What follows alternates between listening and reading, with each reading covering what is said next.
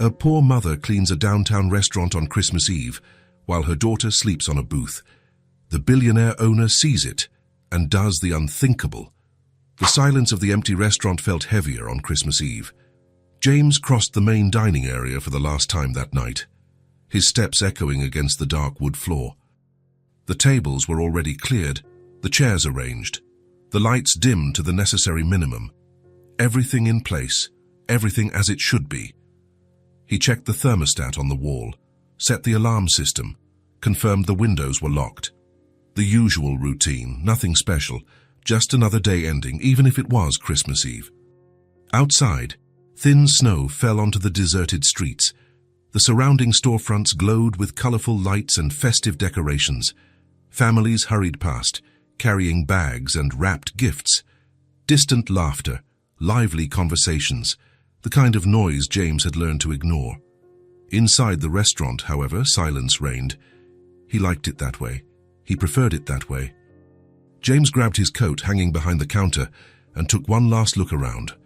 The restaurant was his refuge, the only place where it still made sense to exist. Here, everything followed an order. Everything had a function. That's when he heard the noise, a soft, almost imperceptible sound. It came from the back of the dining area, near the service area. James frowned. He should be alone. The doors were locked. The staff had left hours ago. He walked slowly toward the sound, circling the empty tables. The faint light from the kitchen barely illuminated that part of the restaurant. And then he saw it. In the furthest corner of the dining room, next to the exposed brick wall, Grace was crouched beside one of the upholstered booths. She held a damp cloth and meticulously wiped the floor with slow, methodical movements. The cleaning cart was next to her, products neatly organized. Grace was always like that, discreet, efficient, invisible. James knew her by sight. She had worked cleaning the restaurant for a few months, always arriving after everyone had left, always leaving before anyone returned. They exchanged few words, a greeting here, a thank you there, nothing more. But that night, something was different. On the bench where Grace was working, a child was sleeping. She was a little girl, perhaps 6 years old, blonde, with light hair falling over her face, bundled up in a coat that was too big for her. Grace's coat, James realized. The girl was huddled up, her small legs bent, her arms crossed over her chest. She was deeply asleep. Grace looked up and saw James standing there, watching. She straightened up quickly, with an almost defensive movement. "I'm sorry, sir," she said softly, her voice calm but strained. "I had no one to leave her with today. I promise she won't be in the way." "I'm almost done."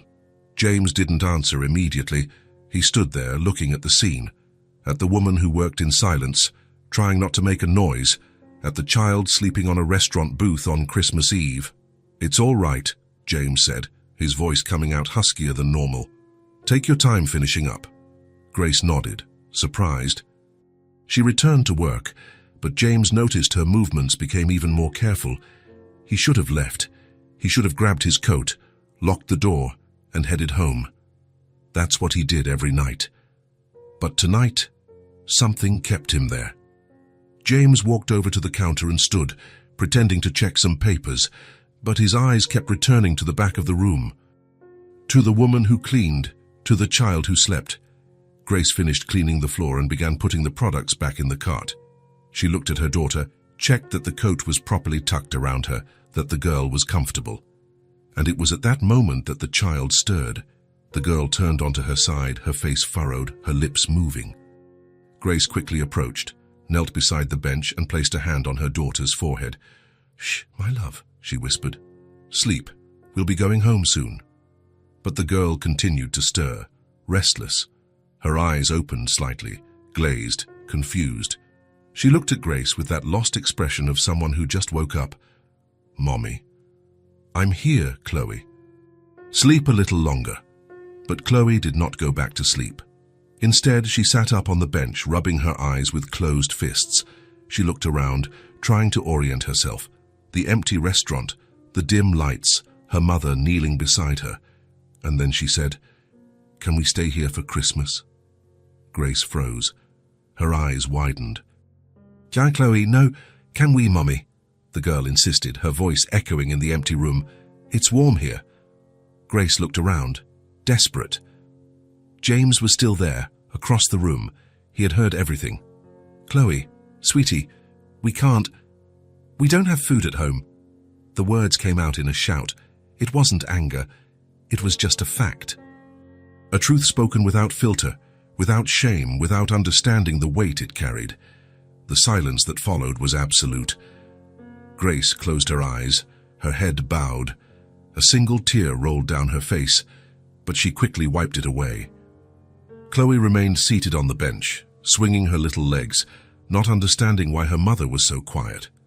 And across the room, James had stopped completely. The papers fell from his hand. He stood there, motionless, the girl's words echoing in his head. "We don't have food at home." He looked at Grace, at the woman who worked in silence, who never asked for anything, at the blonde-haired, light-eyed child who had spoken those words so naturally, and something inside him broke. James knew that silence.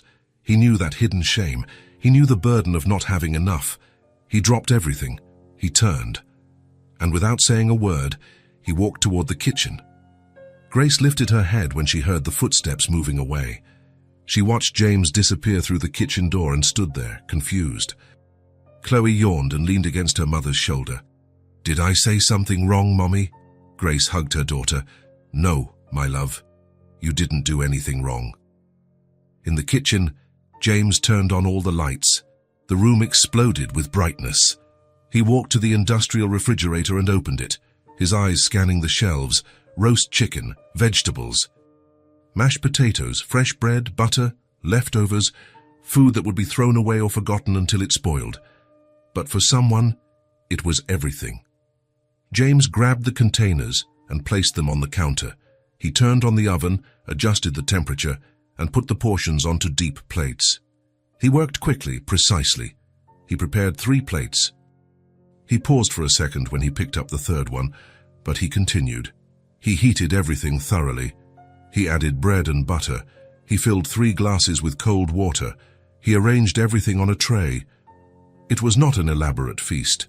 There were no decorations, there was no special dessert, but it was food. Warm food. Real food. James picked up the tray and returned to the dining area. Grace was still next to her daughter. When they saw James approaching with the tray, Grace immediately stood up, her eyes wide. "Sir, I can't—" "If you haven't had dinner yet," James interrupted, his voice firm but low, "I can serve something." He placed the tray on the nearest table. The 3 plates were steaming. The smell of the food filled the room. Grace looked at the food, at James, at the 3 plates. "I can't accept this." "You can," James said. "It wasn't charity. It was simply the right thing to do." Grace hesitated. She looked at Chloe, whose eyes were already fixed on the plates, shining with anticipation. And then, with a subtle nod, Grace accepted. "Thank you," she whispered. James nodded and helped Grace seat Chloe in the chair. He himself pulled up a chair and sat at the table. Grace looked at him, surprised. "Are you going to—" "Yes," James said, "if you don't mind." Grace shook her head. "No, of course not." She sat down too, adjusted Chloe's napkin and handed the girl her fork. The 3 of them sat there, around that simple table, in the middle of an empty restaurant on Christmas Eve. Chloe looked at the plate as if it were treasure. "Can I eat, Mommy?" "You can, my love." Chloe took the first bite. She chewed slowly. She closed her eyes. And she smiled. "It's so good." Grace also began to eat, but her hands were trembling slightly. It wasn't just food. It was dignity. It was relief. James ate in silence, watching the 2 of them. He hadn't sat at a table with other people in years. He hadn't shared a meal. And somehow it didn't feel so bad. Chloe couldn't stay quiet for long. Between bites, she began to talk. "This chicken is really tasty. Mommy, there's so much mash." "Can I eat it all?" Grace smiled, wiped her daughter's mouth, and answered softly. But her eyes were shining. Chloe looked at James with those clear eyes full of curiosity. "What's your name?" "James." "I'm Chloe," she announced. "And this is my mommy, Grace." Grace flushed slightly. She's very talkative. I apologize. No need to apologize, James said, and there was a slight smile at the corner of his mouth. Chloe continued eating, but she didn't stop asking questions. Did you make food every day? Yes. That must be cool. Sometimes. Do you have a family? Grace touched her daughter's arm, a little embarrassed. Chloe, but James shook his head. It's all right. He paused for a moment. No, I live alone. Oh, Chloe said thoughtfully, it must be too quiet. James almost smiled. It is. The conversation flowed. Chloe told stories about things she saw on the street, about neighbors, about a cat that appeared in their backyard. Grace listened, corrected some details, and smiled. And James listened too. He answered when asked something. He smiled when Chloe said something funny without forcing it. It just happened. There was something warm about it. Something that filled the empty restaurant. When the plates were almost empty, Chloe rested her chin on her hand and looked at James. Do you have a Christmas tree at your house? The question hit James like a punch. He stopped. He breathed. No, he said, his voice calm but distant. I don't usually celebrate. Chloe thought about that for a moment. And then she said, but you're here with us now, doesn't that count as celebrating? James was speechless. Grace looked at her daughter, then at James. There was understanding in her gaze. James swallowed hard and nodded. Yes, I guess it does. Chloe smiled, satisfied, and returned to eating. The subject changed. The conversation continued. Grace talked about how difficult life had been lately, but that things would get better.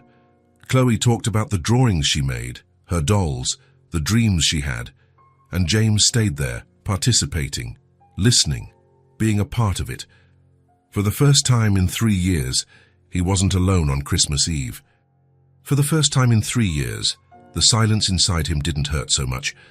When everyone finished, Chloe yawned loudly. I'm sleepy again. Grace looked at the clock. It's past your bedtime, my love.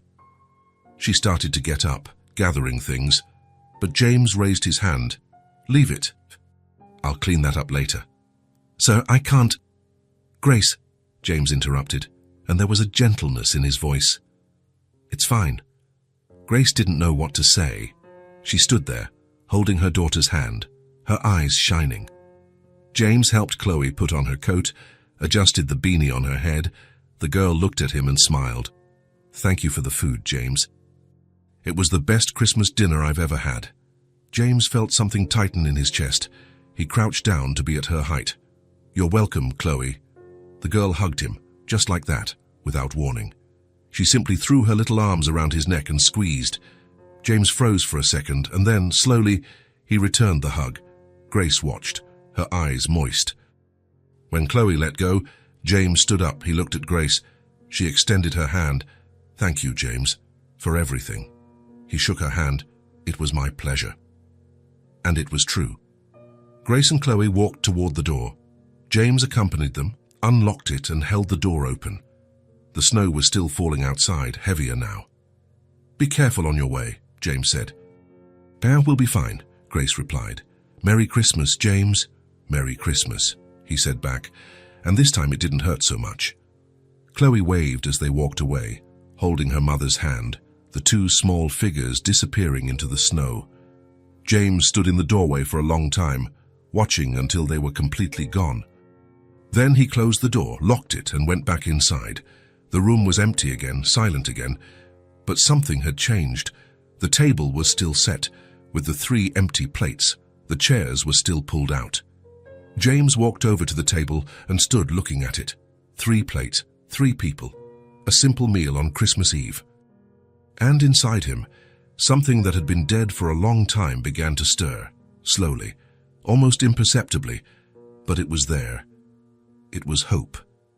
James carefully gathered the plates, took them to the kitchen, and washed each one. He put everything away. He turned off the lights. He grabbed his coat. And when he left the restaurant that night, for the first time in years, he wasn't completely alone. Because something had been planted, something he didn't expect. It was the beginning of something none of the three of them imagined. And Christmas, for the first time in a long time, hadn't been just pain. It had been good. The front door of the house closed behind James with a soft click. He stood in the entryway for a moment, his hand still on the doorknob, his eyes scanning the room. Everything exactly as he had left it, everything in place, everything clean, everything silent. The house was small but comfortable, simple furniture, white walls, well-maintained wood floor. There wasn't much decoration, only the essentials. James never cared much about that. Decoration was for homes full of life, full of people. His was just a place to sleep. He took off his coat and hung it on the rack next to the door. He took off his shoes and left them organized underneath. He walked to the living room, crossed the narrow corridor, and entered the kitchen. It was a small kitchen, but well-equipped. Granite countertop, 4-burner stove, new refrigerator. James spent little time there. He usually ate at the restaurant or brought home prepared food. Cooking at home seemed unnecessary when he spent all day doing it at work. But tonight, he wanted something warm, something simple. James turned on the light above the sink. The gentle brightness filled the kitchen, reflecting off the clean surfaces. He grabbed the kettle, filled it with tap water, and placed it on the stove. He lit the low flame and stood there, watching. The water would start to heat up in a few minutes. He was in no hurry. While waiting, James got a mug from the cupboard. It was a simple white mug, no patterns. He put a tea bag inside, chamomile. He always drank chamomile tea at night. It helped him sleep, or at least it used to help. In recent years, sleeping had become more difficult.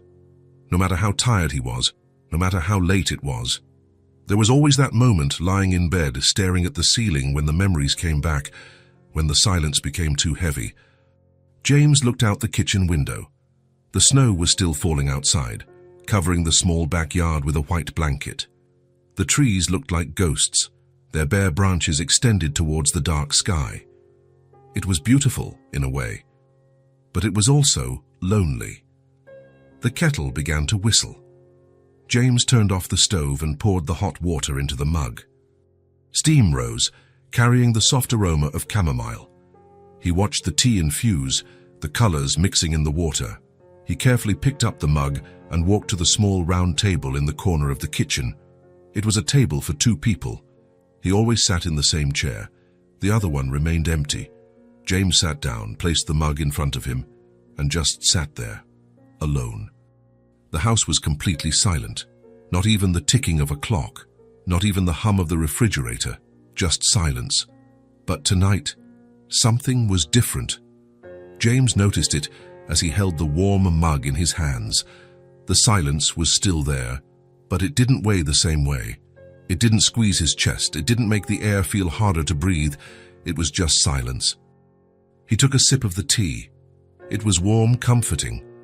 He closed his eyes for a moment, feeling the warmth travel down his throat. And that's when the images came back. Not the usual images, not the memories that haunted him every night, not the accident, not the pain. They were other images. A blonde girl with bright eyes, sitting at the table of an empty restaurant, smiling as she ate. The sparkle in her eyes when she tasted the chicken, the way she swung her little legs in the chair, excited, full of life. "It's so good!" James could almost hear her voice, high-pitched, happy, without a care in the world beyond that moment. And then there was Grace. Her gaze, tired but strong, grateful but proud. She hadn't asked for anything, she hadn't begged, she just accepted what was offered with dignity. "Thank you, James, for everything." James opened his eyes and looked at the mug of tea. Steam was still rising, dancing in the air. He thought about the way Chloe had laughed. It wasn't a contained laugh. It wasn't shy. It was genuine, free, contagious. The kind of laugh that made you want to smile too, even if you didn't get the joke. When was the last time he had heard a child laugh like that? When was the last time he had truly smiled? James took another sip of tea, thoughtful. There was something about Chloe's innocence that touched him in a way he didn't expect. She didn't know who he was. She didn't know his story. She didn't know the pain he carried. To her, James was just a man who had made food, a man who had been kind, and maybe that was all that mattered. He thought about Grace too, the way she worked in silence without complaining, the way she cared for her daughter even when things were difficult. There was a strength in her, a resilience that James recognized, because he also had to be strong every day. He had to keep going, even when he didn't want to. He had to wake up, go to the restaurant, do the work, pretend everything was okay. But was everything okay? James looked around the kitchen, everything clean, everything organized, everything in place, but empty. Always empty. He had built that routine after the accident. Work, home, no variations, no surprises, no strong emotions. It was safer that way, less painful. But tonight, something had cracked that routine, something small, something simple. A child asking for food, a mother accepting help, a shared meal. And now, sitting alone in his kitchen, James felt something he hadn't felt in a long time. It wasn't happiness, not yet, but it was close to it. It was lightness, as if a weight he had carried for years had become a little lighter. It hadn't disappeared, it was still there, but it didn't press down so hard. James took another sip of tea and, without realizing it, smiled. It was a small smile, almost imperceptible, just a slight upward curve at the corners of his mouth, but it was there. He thought about how Chloe had asked if he had a Christmas tree, and how she had said that being with them counted as celebrating. But you're here with us now, doesn't that count as celebrating? Maybe she was right. Maybe celebrating wasn't about trees and gifts and decorations. Maybe it was just about being with someone, about sharing something, about not being completely alone. James finished his tea and placed the empty mug on the table. He sat there for a few more minutes, just thinking, not planning, not analyzing, just letting the thoughts flow. For the first time in years, the silence in the house didn't bother him. It didn't hurt. It was just silence.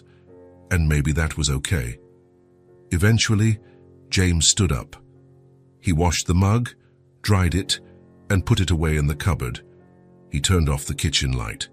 He walked down the hall to the bedroom. He changed his clothes, brushed his teeth, and lay down in bed. He stared at the ceiling, as he always did, but the thoughts that came were not the usual ones.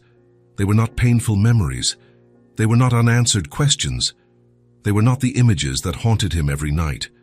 They were different thoughts. Had Grace and Chloe made it home safely? Were they warm? Had Chloe managed to fall asleep? James caught himself thinking about these things, and he realized something surprising. He was worried about someone else, not in an agonizing way, not in a way that consumed him, but he was thinking about someone besides himself, and that somehow felt right. James closed his eyes, and for the first time in 3 years, on Christmas Eve, he didn't feel completely lost. Something had shifted, something small but real, something he couldn't name but that he recognized. It was a beginning, a small beginning. And as sleep finally came, James smiled again, lightly, as if something deep down had finally come undone. Morning arrived clear and cold. James woke up earlier than usual, which was strange considering he had slept better than he expected. He got up, showered, and made coffee, the usual routine. But there was something different in the air, a restlessness he couldn't identify. While drinking his coffee, his thoughts returned to the night before, to Chloe and Grace, to the shared meal. To the little girl's smile. It was Christmas Day. Shops would still be open in the morning but would close early. James had no plans. He never had plans for Christmas. He usually stayed home, waiting for the day to pass. But that morning, something compelled him to leave. He finished his coffee, put on warm clothes, grabbed his coat, and went out. The streets were emptier than normal. The snow from the night before had stopped, but the ground was still covered in a white, glistening layer. Some families hurried along, carrying last-minute purchases. Children ran, excited about the arrival of Christmas. James walked with no specific destination for a few minutes, until he found himself standing in front of a toy store. The window was decorated with blinking lights, golden stars, and a small Christmas village. Inside, he could see shelves full of toys, stuffed animals, Games. He hesitated. When was the last time he had entered a toy store? The memory came quickly, painfully, 3 years ago.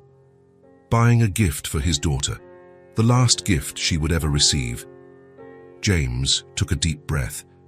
But then he thought of Chloe, her bright eyes shining as she ate, her genuine smile, her spontaneous hug, and he went inside. The store was warm, the air filled with the smell of new plastic and wrapping paper. Christmas music played softly over the speakers. Some parents walked the aisles, reviewing last-minute options. James walked slowly among the shelves, looking. There were so many options: electronic toys, board games, puzzles, cars, dolls. He stopped in front of a shelf full of them. There were all kinds, big, small, with elaborate clothes, with accessories. But it was a simple doll that caught his attention. It was small, the right size for a 6-year-old to hold. It had brown hair, painted eyes, and wore a simple blue dress. Nothing extravagant, nothing flashy. But there was something honest about that doll, something pure. James picked it up from the shelf and held it for a moment. He weighed it in his hands. He imagined Chloe holding that doll, playing with it, giving it a name. He decided. He took the doll to the cash register. He paid and asked for a bag. He didn't want them to wrap it at the store. He would do it at home, his own way. When he left the store, the sun was higher in the sky. James walked home with the bag in his hand, feeling something strange in his chest. It wasn't regret, it wasn't sadness. It was purpose. At home, James placed the doll on the living room table. He went to the closet where he stored some things and looked for wrapping paper. He found a roll of plain beige paper with no patterns. He also grabbed a subtle brown ribbon. He sat at the table and began to wrap. He wasn't good at it. He never had been, but he did it carefully. He measured the paper, cut it, folded the edges, taped it. He tied the brown ribbon around it, making a simple bow. When he finished, he looked at the wrapped gift. Simple, discreet, but made with care. James didn't know if he would see Chloe and Grace again. He didn't know if they would return to the restaurant, but if they did, he wanted to have something to give them. He put the gift in a drawer and went to take care of the rest of the day. It was late afternoon when James heard a knock on the restaurant door. He had gone there to check a few things, to make sure everything was in order. He wasn't expecting visitors. The restaurant was closed for the holiday, but when he looked through the window, he saw 2 familiar figures outside. Grace and Chloe. James felt something tighten in his chest. He quickly went to the door and opened it. "Hello," he said. "Hello, James," Grace replied, a little shyly. "I'm sorry to bother you. I know you're closed, but we wanted to stop by and thank you again for what you did yesterday." Chloe was next to her mother, holding something in her hands. When she saw James, her face lit up. "James!" He couldn't help but give a small smile. "Hi, Chloe. Come in," James said, opening the door wider. "It's cold." Grace and Chloe entered. The restaurant was darker than the night before, only a few lights on, but still welcoming. Chloe ran up to James and held out what she was holding. "I made this for you." It was a card, made of colored paper folded in half. On the front there was a drawing made with colored pencils, a green Christmas tree with red baubles, yellow stars all around, and 3 figures holding hands. James carefully took the card and opened it. Inside, in larger, shaky but legible letters, was written, "Happy Christmas, James," and underneath, another drawing, 2 adults and a child sitting at a table, all smiling. James stared at the card, unable to speak. "This is you," Chloe pointed to one of the figures, "and this is me, and this is Mommy." Grace stood beside them, watching with a gentle smile. "She wanted to make something special for you." James swallowed hard. He felt something rising in his throat. It's beautiful, Chloe," he managed to say, his voice rough. "Thank you." Chloe smiled, proud. "Did you really like it?" "I liked it very much." He looked at the card one more time, at the 3 of them drawn together, at the vivid colors, at the care a 6-year-old had put into it, and suddenly he remembered. "Wait a moment," James said. He went to the back of the restaurant where he had left his bag. He opened it and took out the wrapped gift he had brought from home, just in case. He returned and held it out to Chloe. "This is for you." Chloe looked at the wrapping, then at James, and then at Grace, her eyes wide. "For me?" "For you." Grace put her hand on her daughter's shoulder. "Chloe, you don't have to." "Please," James gently interrupted. "I would like her to have it." Grace hesitated but nodded. Chloe took the gift with both hands, as if it was something precious. She looked at the plain paper, at the brown ribbon, and then carefully she began to unwrap it. The paper fell away, and the doll appeared. Chloe was completely still for a moment, just staring. Then her eyes filled with tears. "A doll," she whispered. Grace brought her hand to her mouth, her eyes shining too. Chloe held the doll to her chest and looked at James. "Thank you." And then, without warning, she threw herself into his arms. James froze. He felt her small arms around his neck, the girl's face pressed against his shoulder. She squeezed tightly, as if she would never let go. For a second, James didn't know what to do, but then, slowly, his arms moved. He hugged her back. Gently at first, then more firmly. And something inside him broke. Not painfully, but liberatingly. Grace watched everything, one hand over her heart, her eyes moist. There was gratitude there, but also something more. Recognition. Understanding. That gesture said more than any words could. Chloe finally let go and took a step back, still holding the doll. "I'm going to call her Bella," she announced. James smiled, truly smiled. "That's a beautiful name." Grace stepped closer and put her hand on James's shoulder. "Thank you," she said softly. "You have no idea how much this means." James shook his head. "It was nothing." "It was everything," Grace corrected. The three of them stood there for a moment, in the middle of the empty restaurant, surrounded by a comfortable silence, and James realized that, for the first time in years, he didn't feel alone on Christmas Day. He had given a gift, but he had received something much greater, something that couldn't be wrapped, something that couldn't be bought. He had received connection. He had received hope. And as Chloe hugged her new doll and Grace smiled with gratitude, James put the card in his pocket, very close to his heart. 2 days after Christmas, James was in the restaurant kitchen preparing the week's grocery order when he paused in the middle of the process. He stared at the list in his hands, but his thoughts were elsewhere.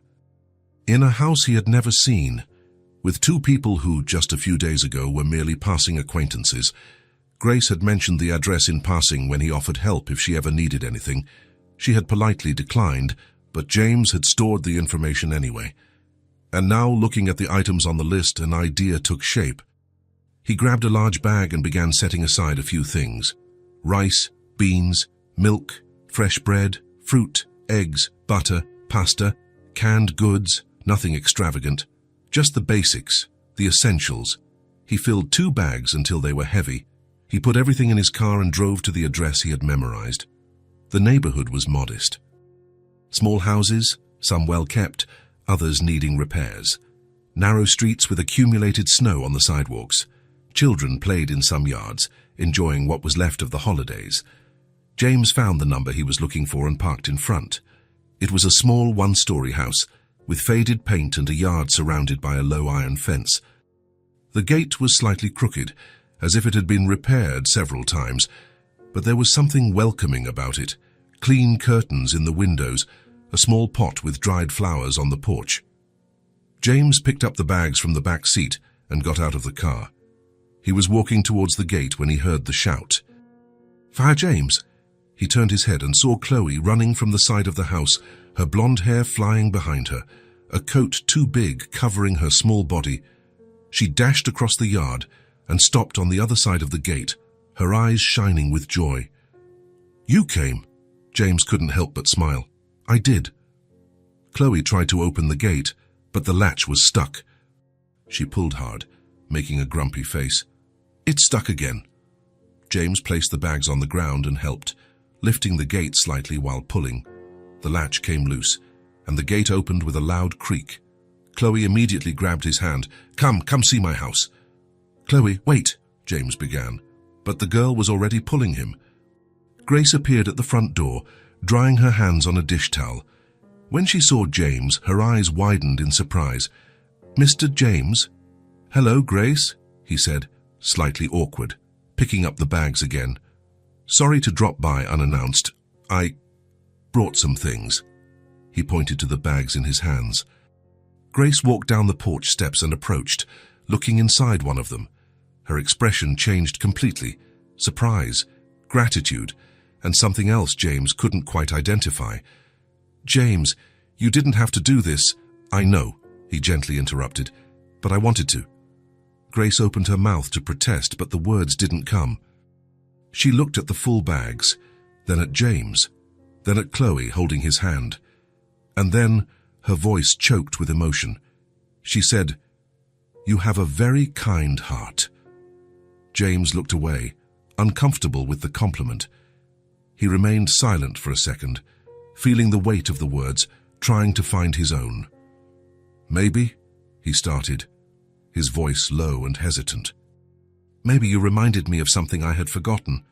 Grace held one of the bags with both hands, her eyes shining. She didn't say anything more, but she didn't need to. Everything was there, in that look.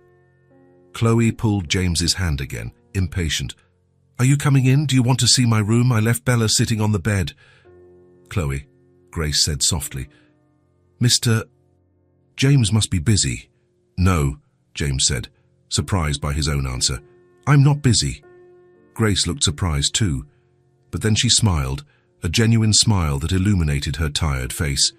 "Then please, come in. It's not much, but it's our home." "I'm sure it's lovely," James said.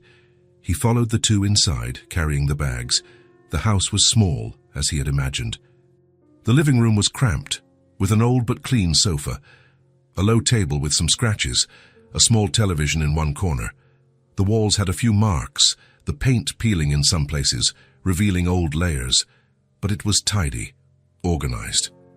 There was love there, despite the lack of resources. There were Chloe's drawings taped to the wall, flowers in makeshift cups. A blanket neatly folded over the sofa. "Sit down, please," Grace said, pointing to the sofa as she took the bags to the kitchen. "I'll put these away and make some tea. You don't have to go to any trouble." "It's no trouble," Grace insisted, already disappearing through the narrow door leading to the kitchen. "No, it's the least I can do." Chloe sat next to James on the sofa, hugging the doll he had given her. The doll's blue dress was a little crumpled but well cared for. "Bella sleeps with me every night," she announced, proud, clutching the doll to her chest. "Does she really?" "She does. And she likes you very much." "I told her you're my friend." James felt something tighten in his chest. "I'm happy to hear that." Chloe suddenly jumped off the sofa as if she had a brilliant idea. "Do you want to play?" "Play? Restaurant? You can be the customer and I'm the chef just like you." James hesitated. When was the last time he had played? When had he sat on the floor and pretended anything with a child? Years. It had been years, but looking at Chloe, with those bright eyes full of expectation and enthusiasm, he couldn't refuse. "All right." "Really?" Chloe shouted, jumping for joy. "Come on, sit here on the floor." She pointed to a space on the floor near the low table. James got up from the sofa and carefully settled himself on the floor. His legs complained a little. He wasn't used to that, but he managed to sit reasonably comfortably. Chloe ran to a corner and came back with a cardboard box full of toys, plastic pots and pans, small plates, cups, pretend food made of colorful plastic. "Here is the menu," she said solemnly, handing him a piece of scribbled paper. James held the paper carefully, pretending to read seriously. Lots of good options here. What would you like? What do you recommend?" Chloe thought for a moment, serious as a true chef. "The spaghetti is very good." "I make it better than Mommy." From the kitchen, Grace laughed out loud. "That's true, unfortunately. I even burn water." James smiled, relaxing a little. "Then I'll have the spaghetti, please." "Great choice." Chloe grabbed a small pan and began pretending to cook, making sizzling sounds and stirring with a toy wooden spoon. Her movements were exaggerated, theatrical, completely absorbed in the game. James sat there watching. There was something surreal about it all. Him, a man in his 40s, sitting on the floor of a house that wasn't his, playing make-believe with a child he barely knew. And yet it felt right. It felt natural. Grace returned from the kitchen with 2 cups of tea and stopped at the living room entrance. She stood there for a moment, just watching. James was sitting on the floor, a little awkward with his legs crossed, but genuinely smiling as Chloe served spaghetti on a small pink plastic plate. There was something about that man, something held back, something deep that she perceived but couldn't completely name. He was kind, quiet, thoughtful, careful with every word, but there was a sadness in his eyes, an old pain that he carried like an invisible weight, always present, never mentioned. Grace didn't ask.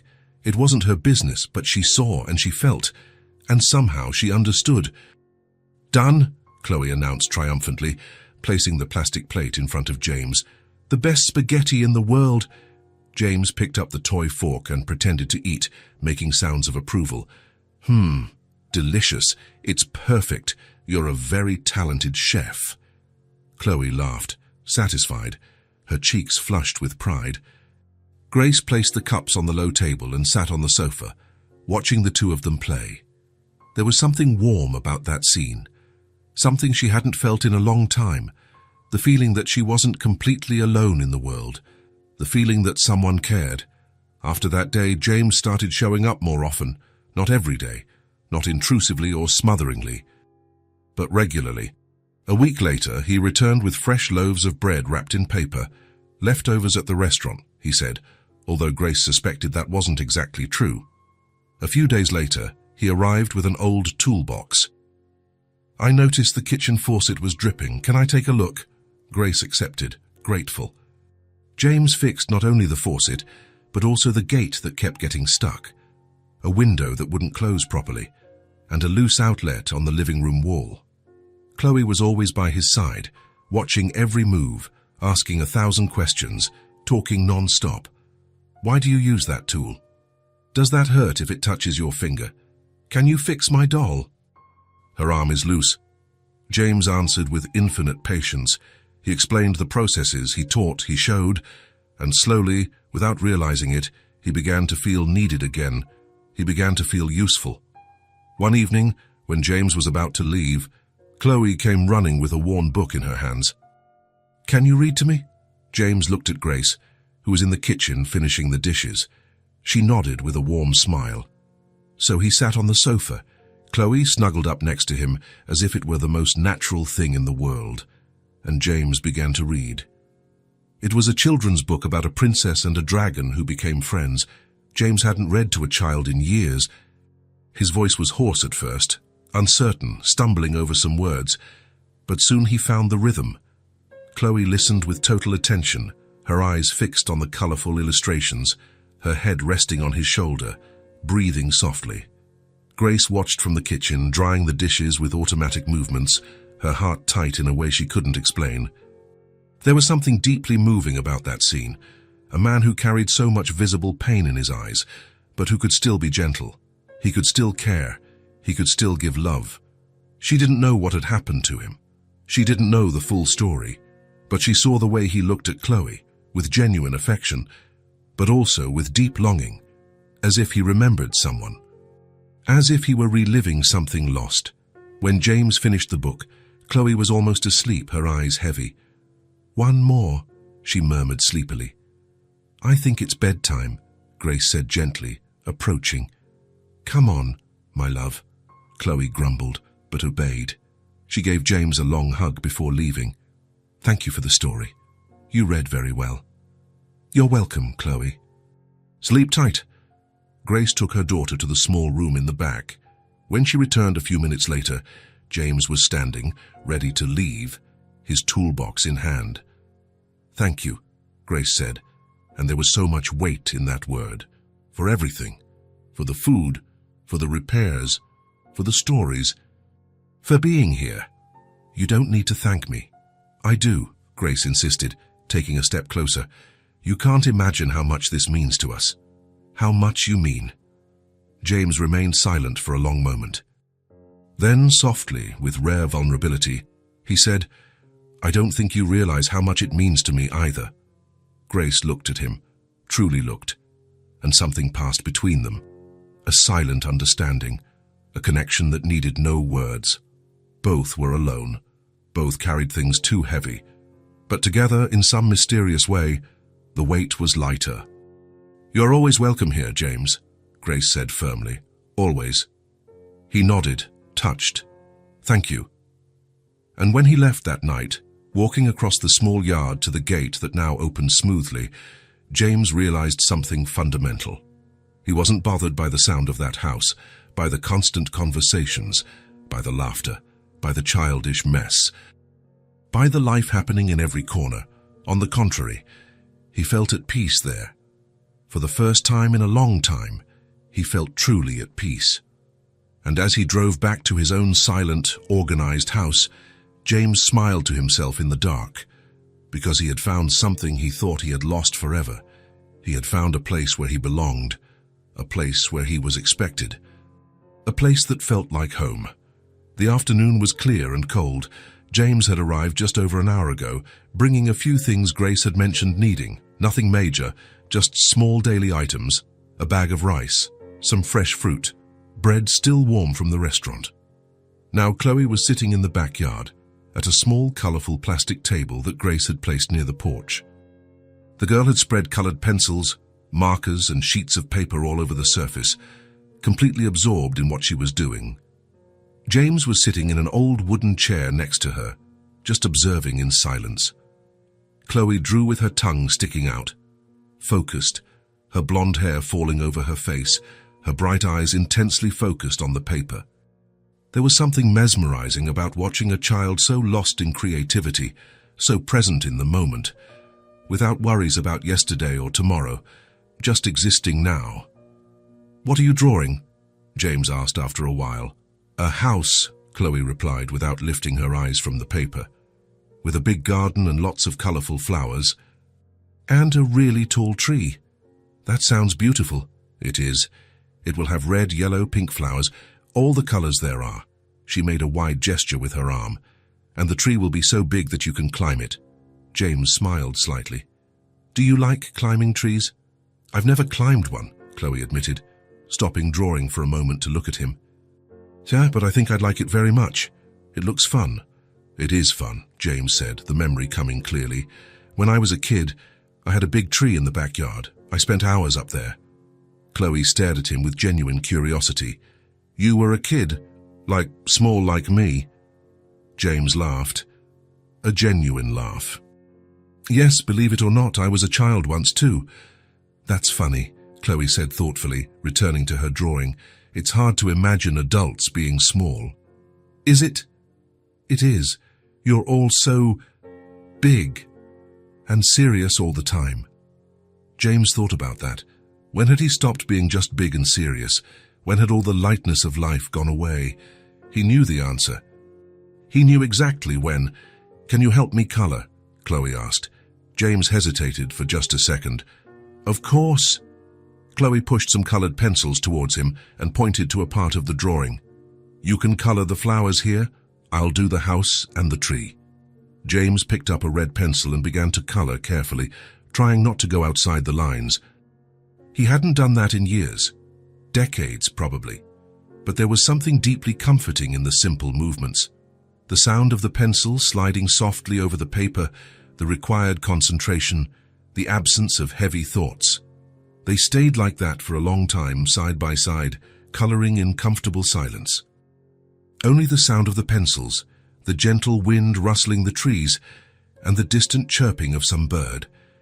Inside the house, through the kitchen window, Grace watched while washing dishes. There was something deeply touching about that scene. James, so tall and strong, hunched over a child's table, coloring flowers. Chloe next to him, completely comfortable with his presence. It was an image that made Grace's heart tighten in a good way. Suddenly, without warning, Chloe dropped the green pencil and looked at James, her eyes shining with pure excitement. Mommy said that if we can afford it, next year I'll go to a real school. James froze completely. His hand stopped in the middle of a stroke. The pencil remained suspended over the paper, trembling slightly. He didn't move.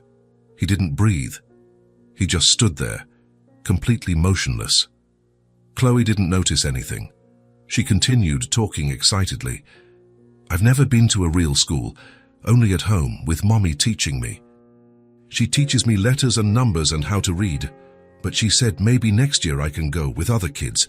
I'll have friends and a teacher and a uniform and a backpack and a lunchbox. James swallowed hard. He felt something squeeze violently in his chest. He tried to find words. He tried to organize the thoughts that were suddenly completely jumbled. In the kitchen, Grace had heard everything. She had seen his reaction through the window, the way he had frozen.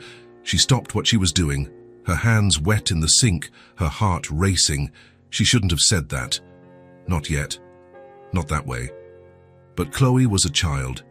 Children say things without thinking, without understanding the weight that certain words can carry. Grace pretended not to have heard. She returned to washing the dishes, making noise with the plates, but her ears were completely alert. James finally managed to move his hand. He placed the pencil on the table with extreme care. He took a deep breath once, twice, and then, his voice low, carefully controlled, he said, "You're going to love school." Chloe smiled widely. "You really think so?" "I'm absolutely sure. I'll learn to read big books, and do difficult math, and write stories, and draw even better." She paused thoughtfully. "Mommy said she still needs to save money, but she will. She always does." James nodded slowly, unable to trust his own voice. "And can you pick me up from school sometimes?" Chloe asked. "Mommy works late some days." James felt his throat tighten. "If your mother allows it, I'd love to." "Yay!" Chloe clapped her hands and returned to her drawing, humming softly, already forgetting the conversation. But James stared at the paper without really seeing anything. His mind was elsewhere, in another time, in another similar conversation. "Daddy, next year I'm going to second grade." His daughter's voice echoed in his memory, clear, happy, full of life. "I'll learn new things and make more friends. The teacher said I'm really good at math." James closed his eyes for a second, breathing deeply, fighting the wave of emotion. Next year. But there had been no next year, not for her. There had been no second grade. There had been nothing else. When he opened his eyes, Chloe was still drawing peacefully, and James held on to that sentence, those innocent words spoken with so much hope. "If we can afford it, next year I'll go to a real school." If we can afford it. He held on to it as if it were a silent request, as if it were a promise he needed to make. As if it were too important to forget, because it was, because this time he could do something. This time he wasn't too late. This time there was time. Dinner was quiet, but there was a subtle tension in the air. Grace had made a simple stew with the ingredients James had brought during the week. They ate together, the three of them around the small table, talking about everyday things. Chloe talked about the neighbor's cat. Grace complained about the cold. James listened, participated when necessary, but he was quieter than normal. More distant, Grace noticed. But she didn't say anything in front of Chloe. After dinner, Chloe yawned loudly. "Someone needs to sleep," Grace said with a smile, getting up from the table. "I'm not sleepy," Chloe protested, yawning again. "Of course not," Grace agreed, picking up her daughter. "Come on, sleepyhead." Chloe snuggled into her mother's lap. She waved to James. "Good night, James. Thank you for coloring the flowers with me." "Good night, Chloe." "It was my pleasure." Grace took the girl to the bedroom. James heard her voice singing softly, the gentle lullaby, sounds of movement, of covers being tucked in, of good-night kisses, and then silence. Grace returned a few minutes later. "She was out before I even finished the song," she said with a tired smile. She was exhausted. She played a lot today. "She did." Grace grabbed 2 mugs and filled them with hot tea. "Shall we go outside? It's cold, but I have a blanket." James nodded. They went out to the small porch in front of the house. There were 2 old wooden chairs and a small table between them. Grace grabbed a thick blanket and draped it over James's shoulders before sitting down. The sky was clear. Stars shone intensely. The air was chilly, but not uncomfortable if you were bundled up. They sat in silence for a while, just drinking tea, looking at the empty street. Grace watched James from the corner of her eye. He was tense, visibly tense, his shoulders rigid, his jaw clenched. Something was different about him since the afternoon, since the conversation with Chloe. She knew what it was. She had heard everything. Finally, Grace decided to speak. She placed her mug on the small table and turned to him. "You have a sad look," she said gently, without judgment. James didn't answer immediately. He continued staring straight ahead, at the dark street. Grace waited. She didn't pressure him. She just stayed there, present. And then, after a long silence, James took a deep breath. He lifted his eyes to the sky, to the stars, and he spoke. "It's been 3 years." His voice came out hoarse, heavy. 2 days before Christmas?" Grace said nothing. She just listened. "My wife and daughter." James paused. The words were difficult. "They died in an accident." The air seemed to grow heavier. "I had stayed late at the restaurant, end of the year. A lot of work. They went shopping. Christmas presents, food." He paused again, swallowing hard. It was snowing. Hard. The roads were dangerous. Grace felt her eyes sting, but she didn't interrupt. A truck lost control. It skidded, hit their car. The words were coming out now in a painful flow. "They died instantly. It was fast," they said. "They didn't feel any pain," they said. He let out a bitter laugh, as if that made a difference. Grace couldn't hold back. A tear rolled down her face. "Since then, I just kept existing," James said, his voice breaking. "I get up. I go to the restaurant. I work. I go home. I sleep. Repeat. I don't live. I just exist." He finally looked at Grace, and she saw all the pain, all the guilt, all the weight. "I should have gone with them. I should have closed the restaurant earlier. I should have insisted they leave the shopping for the next day. James, I should have saved them," he said, and now the tears were flowing. "It was my job to protect them, and I failed." Grace didn't think. She just acted. She stood up, approached him and held his hand, firm, warm, real. James looked at her hand over his, and he didn't pull away. For the first time in 3 years, he accepted comfort. "It wasn't your fault," Grace said firmly. "You couldn't have known. You couldn't have stopped it. But it wasn't your fault," she repeated, even more firmly. James closed his eyes. The tears continued to fall, years of pain, years of guilt, years of loneliness, everything pouring out. And this time he wasn't alone. Grace squeezed his hand tighter. She stayed there beside him, sharing that moment.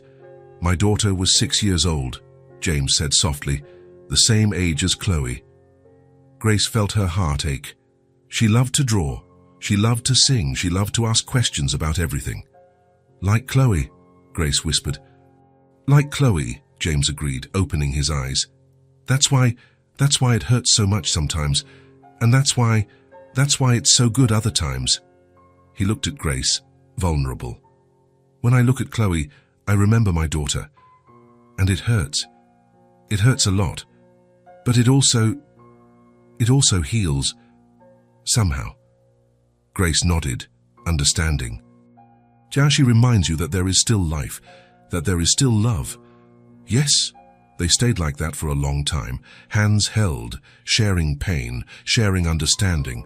The night was cold, but there was warmth between them. "When Chloe said she might go to school next year," James began hesitantly, I thought that you could do something you couldn't do for your daughter," Grace completed softly. James nodded. "You can," Grace said, "if you want to, but not out of guilt. Out of love." James looked at her. Something different shone in his eyes now. Hope. "I want to help," he said. "Not to make up for what I lost, but because I care." "I know," Grace said, smiling despite the tears, "and we care about you too." James squeezed her hand back, and for the first time since he started talking, he smiled. Small, fragile, but genuine. "Thank you," he whispered, "for listening, for understanding, for being here." "Always," Grace promised. And there, on that small porch, under a sky full of stars, two lonely people found comfort. They found understanding. They found hope. James was no longer alone with his pain, and Grace was no longer alone with her struggles. They had each other. They had Chloe. They had a family that was forming. And as the tea cooled in the forgotten mugs, as the night advanced, as the world continued to turn, there was something precious there. There was connection. There was healing. There was love. And for the first time in 3 years, James felt that maybe he could live again. Not just exist, but truly live. The days that followed that conversation on the porch seemed different, lighter, as if something heavy had been set down after being carried for too long. James started showing up more often at the small house. Not every day, but almost. He brought things. He always brought something: fresh bread, fruit. Sometimes a simple toy he saw in a store that he thought Chloe would like. He fixed whatever needed fixing: the creaking kitchen door, the burnt-out bathroom light bulb, the leak under the sink. Small things that made a difference. But more importantly than that, he was present, simply present. Grace noticed the change in him, the way his shoulders seemed less tense. How his smile came more easily. How his eyes, previously always distant and lost, were now more here, more present. And Chloe simply accepted him as part of her routine, with that naturalness only children have. James was someone who was there, someone who played with her, someone who read stories, someone she could trust. It was as simple as that. One quiet January afternoon, James was sitting on the sofa in the small living room. Chloe was on the floor, spread out with her colored pencils and a pile of papers, coloring another drawing. This time, it was a large yellow sun surrounded by blue clouds. Grace was in the kitchen preparing tea, but the door was open and she could hear everything. The silence was comfortable. Only the sound of the pencils on the paper, the occasional sound of Chloe humming softly, the cold wind rattling the window. James watched the girl draw. There was something meditative about it, something that calmed his mind in a way he didn't expect. After a while he spoke, not to Chloe but to Grace, knowing she was listening. "I thought being alone was easier." Grace stopped what she was doing in the kitchen. She stood quietly, attentive. James continued, his voice low but firm. "Less pain, less risk. If you don't get close to anyone, you don't lose anyone again." Chloe continued drawing, oblivious to the conversation, lost in her own world. "I built a routine. Work, home, work, home. Nothing more. I thought that was enough. I thought that's what I deserved." Grace appeared at the kitchen door, drying her hands on a cloth. She looked at James with that gentle attention she always had. He looked back at her. "But being here, with you," James paused, searching for the right words. "Janet gave me a Christmas I hadn't had in years." Grace felt something tighten in her chest, but it was good. It was warm. "A child's joy changes everything," James said, looking at Chloe, who was now painting a cloud very carefully. "The way she sees the world, how everything is new, how everything is possible." He turned his eyes back to Grace. "You reminded me that it's still worth it, that there's still a reason to wake up in the morning, that there is still life." Grace said nothing. She didn't need to. She simply smiled, that gentle smile, full of understanding, that said more than 1,000 words could say. And between them, at that moment, the silence was not empty. It was not uncomfortable. It was not heavy. It was a silence of belonging. It was the silence of those who understand, of those who accept, of those who are together. James felt something settle inside him. Something that had been displaced for a long time was finally finding its place. He wasn't alone. He wasn't just visiting. He wasn't passing through. He belonged there, in that small house, with that strong woman, with that child full of life. He had found a place to stay. Chloe held up the drawing, proud. "Done. Look how pretty it is." It was a huge, bright yellow sun with blue clouds around it and a rainbow crossing the paper sky. "It's beautiful," James said sincerely. "It's for you," Chloe announced, holding out the paper. "For you to put in your house and remember me when you're there." James took the drawing carefully, as if it was something precious.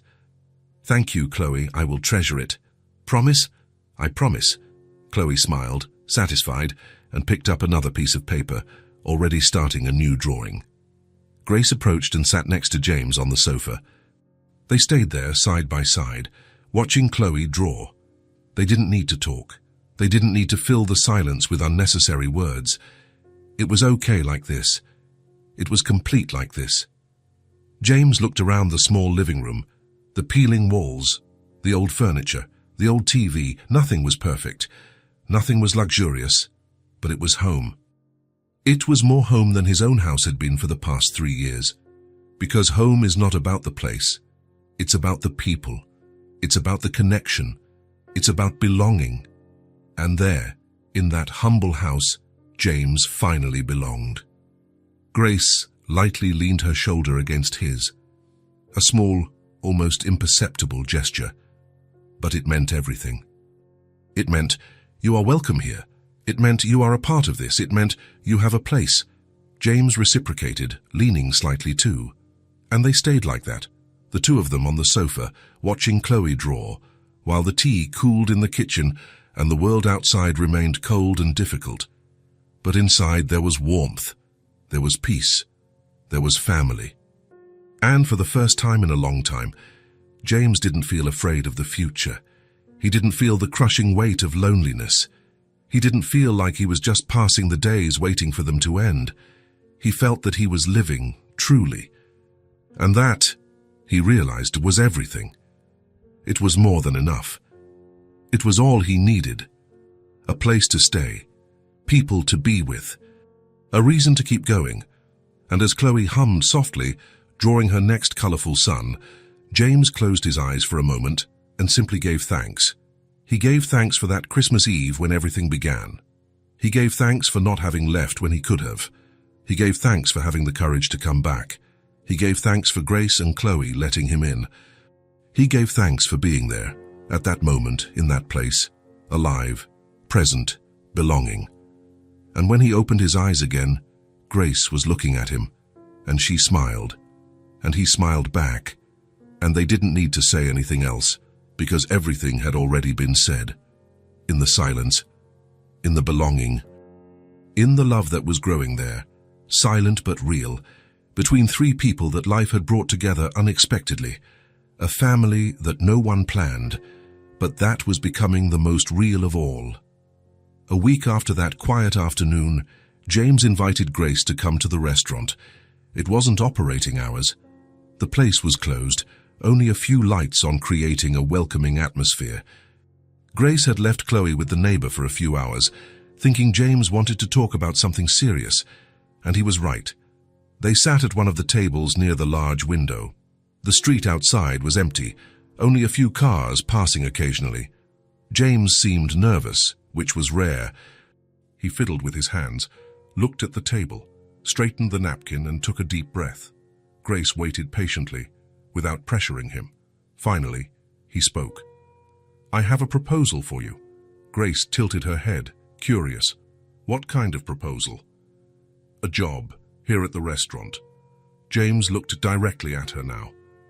"Not just cleaning. I need someone trustworthy to help with various things, managing inventory, serving customers, organizing orders. You would be essential." Grace blinked, surprised.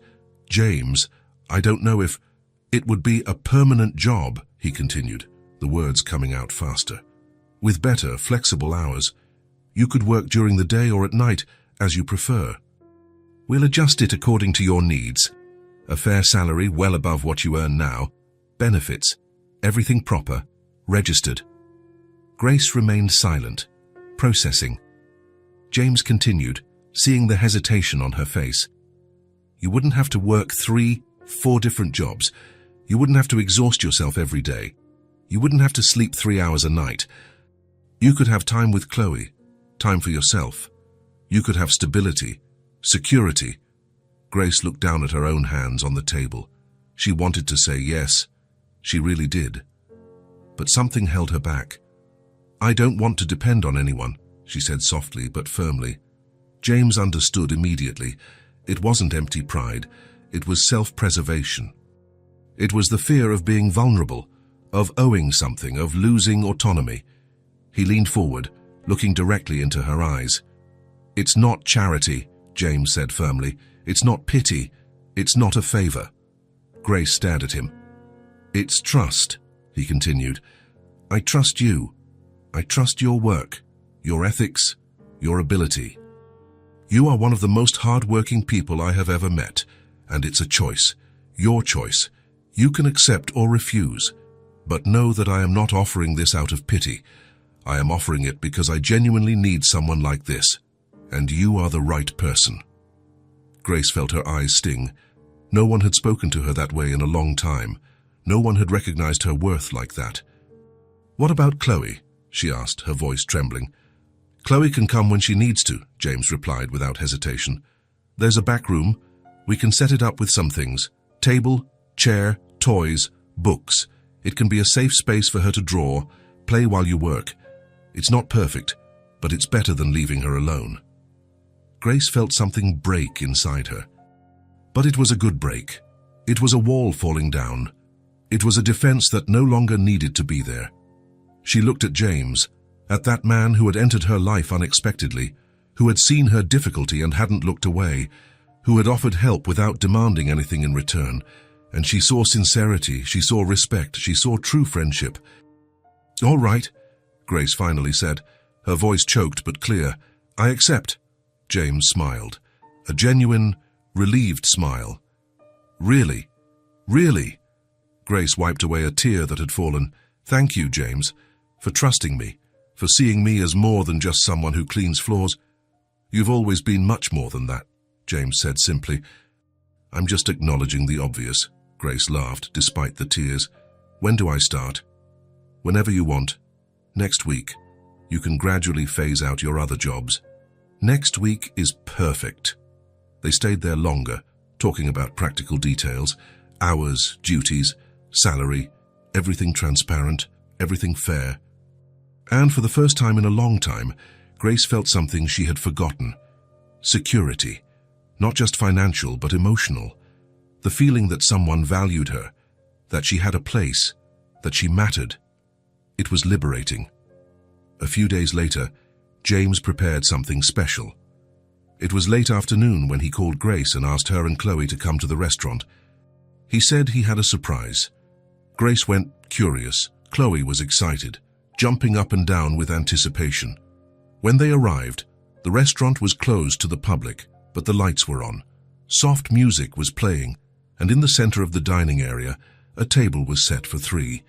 Simple but beautiful tableware, steaming hot food, folded napkins, shining glasses. Even simple flowers in a small vase in the center. Chloe's eyes widened. "Is it a party?" "Something like that," James said, smiling. "It's a celebration. Your mother accepted to work here with me. So we're celebrating." Chloe screamed with joy and began running around the empty room, her arms open. Grace followed her daughter with her eyes, laughing. "Be careful not to knock anything over," she cautioned, without real scolding. James watched Chloe run, the way she laughed, how she moved with complete freedom, how she lived every moment with intensity, and he felt something tighten in his chest. It wasn't pain, it was pure emotion. Grace approached him. "You didn't have to do this." "I know," James said. "But I wanted to. I wanted to mark this moment." They sat at the table. Chloe stopped running and joined them, still breathless and smiling. The meal was simple but delicious. Perfectly seasoned roast chicken, fresh vegetables, creamy mash, warm bread. Nothing elaborate, but made with care. Chloe talked non-stop. She told stories, cracked jokes, laughed. Grace and James listened, participated, smiled. It was an ordinary scene, an ordinary meal. But there was something special there. It was family, not in the traditional sense, but in the real sense. People who cared, who supported each other, who chose to be together. When they finished eating, Chloe asked to explore the kitchen. James allowed it, as long as she didn't touch anything dangerous. The girl ran off as excited. Grace and James were left alone at the table. The silence was comfortable. Grace took the last sip of water. James looked out the window, thoughtful. Then he spoke, without looking at her. "I'm going to do for your daughter what I couldn't do for mine." Grace paused, the glass still in her hand. James continued, his voice firm but laden with emotion. "She is going to school, the best school we can manage. She will have a new uniform, complete supplies, everything she needs. Books, notebooks, backpack. She will have real opportunities. She will have extra classes if she wants. Sports, music, art." He turned and looked directly at Grace. "She will have everything I can offer, everything within my reach. I will secure her future. I will ensure she has chances, that she can be whatever she wants to be." Grace felt tears well up. She placed the glass on the table carefully, her hands trembling. "James, it's not to make up for what I lost," he hurried to say. "It's not about replacing my daughter. It's because I genuinely care, truly, about you, about Chloe, about your future. You have become important to me." Grace couldn't hold back the tears. They flowed freely as she reached out and held James's hand, firmly, tightly. "You've already started, James," she said, her voice choked but clear. "You are already doing all of this. You have already completely changed our lives. Since that Christmas Eve, since the first plate of food." James squeezed her hand back. He felt the weight of years beginning to lift. He felt that he was doing something right, something that mattered. "Thank you," Grace said, "for everything, for seeing us as people, for caring, for being here, present, for being part of our life." "Thank you," James responded, "for letting me in, for reminding me what it is to live, for giving me a reason to wake up, for giving me a family again." They stayed like that for a moment, hands held across the table in the silent restaurant with soft music in the background. There, at that simple table, something was being sealed. It wasn't a contract. It wasn't an obligation. It was a commitment to be present, to care, to build something together, to be family. James's past was honored. His wife and daughter would never be forgotten. They would always have a place in his heart, but the present was also taking shape, a present where he could love again, where he could make a difference, where he could be part of something bigger than his pain. Chloe came running back from the kitchen, her eyes shining. "There's a giant oven and huge pots hanging up.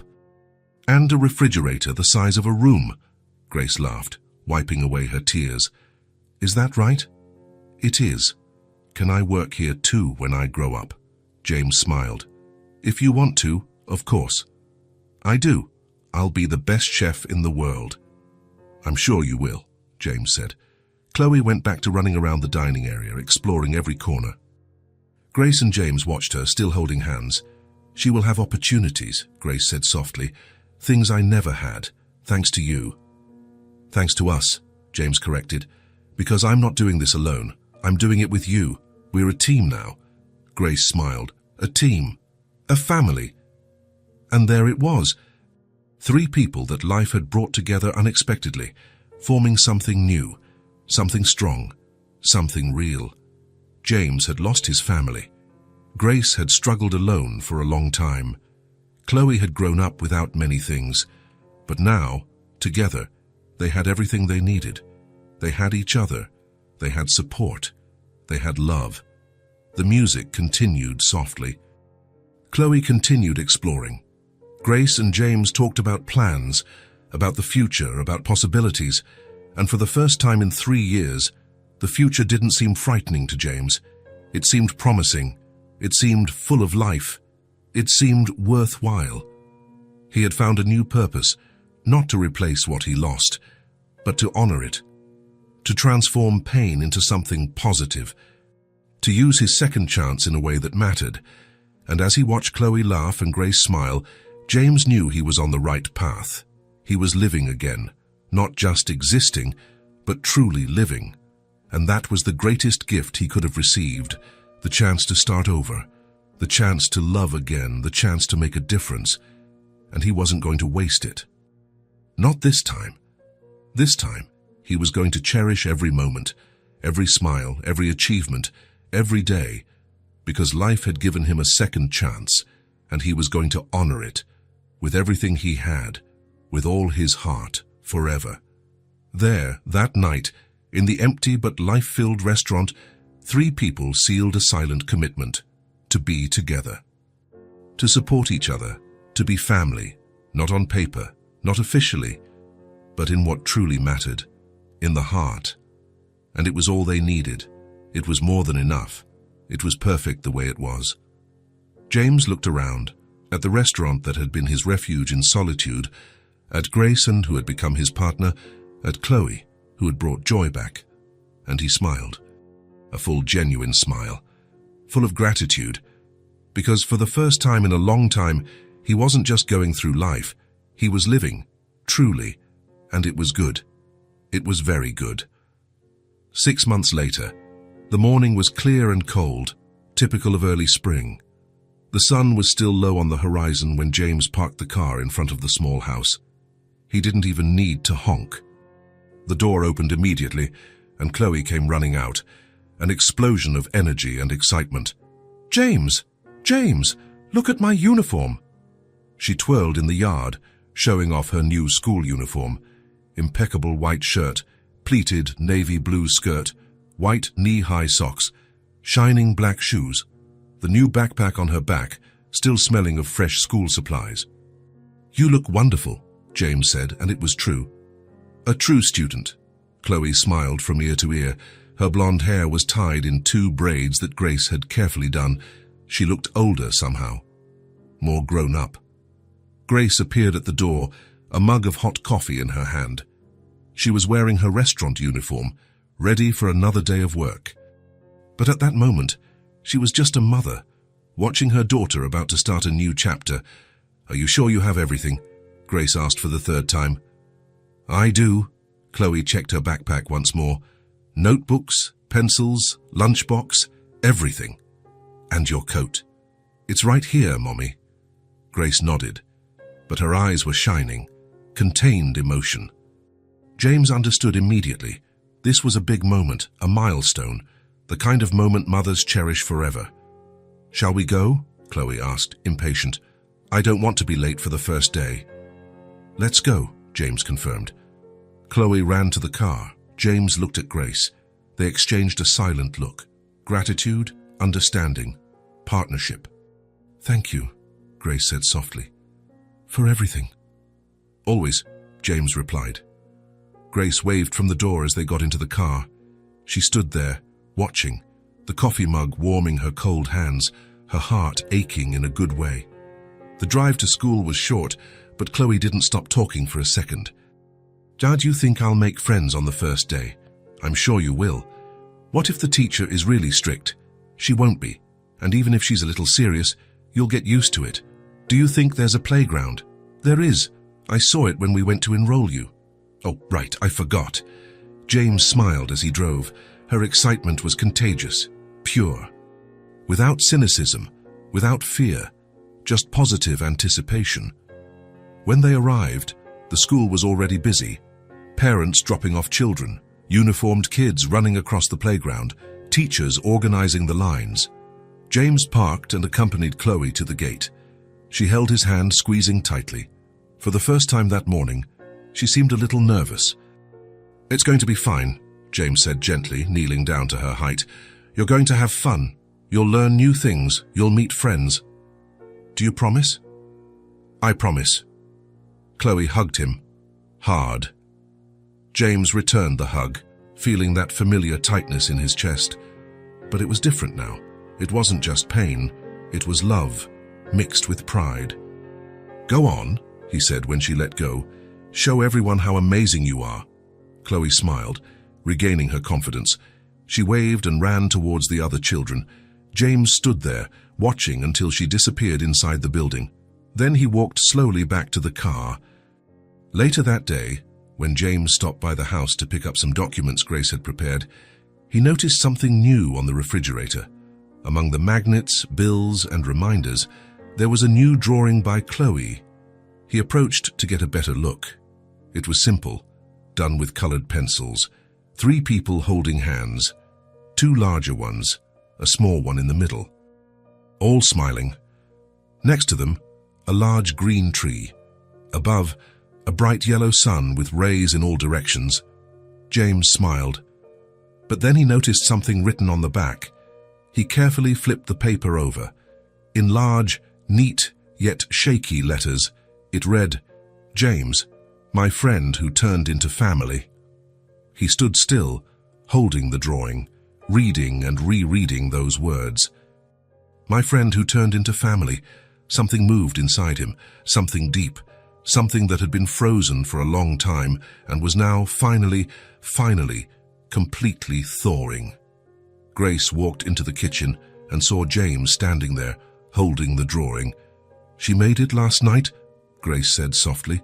"She wanted to surprise you." James couldn't speak. He just nodded. Grace approached and placed her hand on his shoulder. "You know it's true, right? You are family, not on paper, but where it matters." James turned to look at her. His eyes were moist. "Thank you," he managed to say, "for letting me be a part of this, for letting me love you." "Thank you," Grace replied, "for seeing us, for choosing us, for being here." James folded the drawing with extreme care and put it in his shirt pocket, very close to his heart. Then he left the house, got into the car, and sat there for a moment before starting the engine.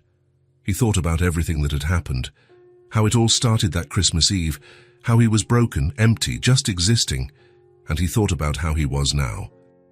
There was still pain. The grief for his wife and daughter would never completely disappear. There would always be difficult moments. There would always be dates that hurt. But now there was room for other things too. There was room for joy.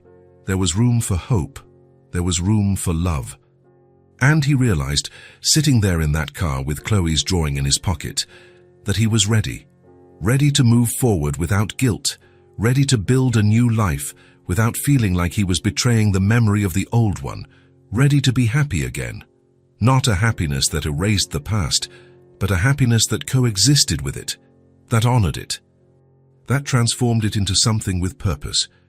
James started the car and began to drive, but this time he wasn't driving on autopilot. He wasn't just going from one place to another without thinking. He was present. He was conscious.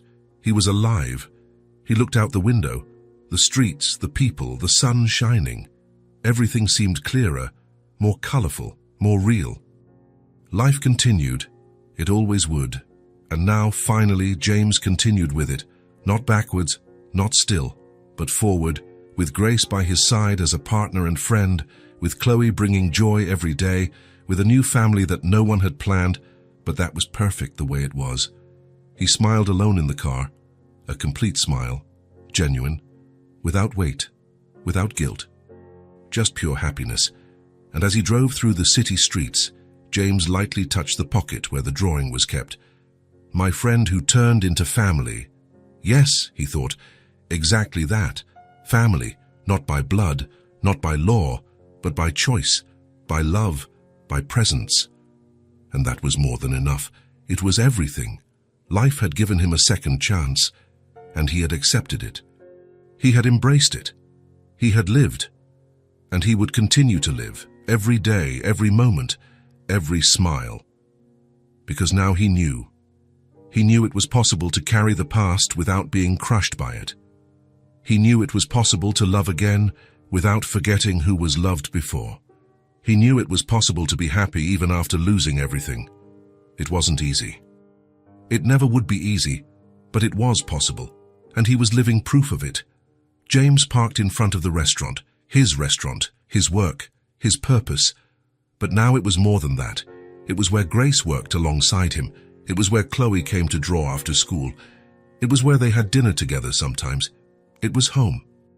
He went inside, turned on the lights, and began to prepare for another day. But everything seemed different now. Lighter. More meaningful. Because he wasn't alone. Not anymore. And as he worked, James thought about the silent promise he had made. He would take care of them. He would be present. He would be the support they needed. not to replace what he had lost, but to honor it, to live, to love. And for the first time in 3 years, James was genuinely at peace. The grief hadn't disappeared, but love had returned to have space. And that made all the difference. All of it. If this story touched your heart, subscribe to the channel and turn on notifications so you don't miss the next ones. Leave a like because it helps this story get recommended to more people. See you in the next story.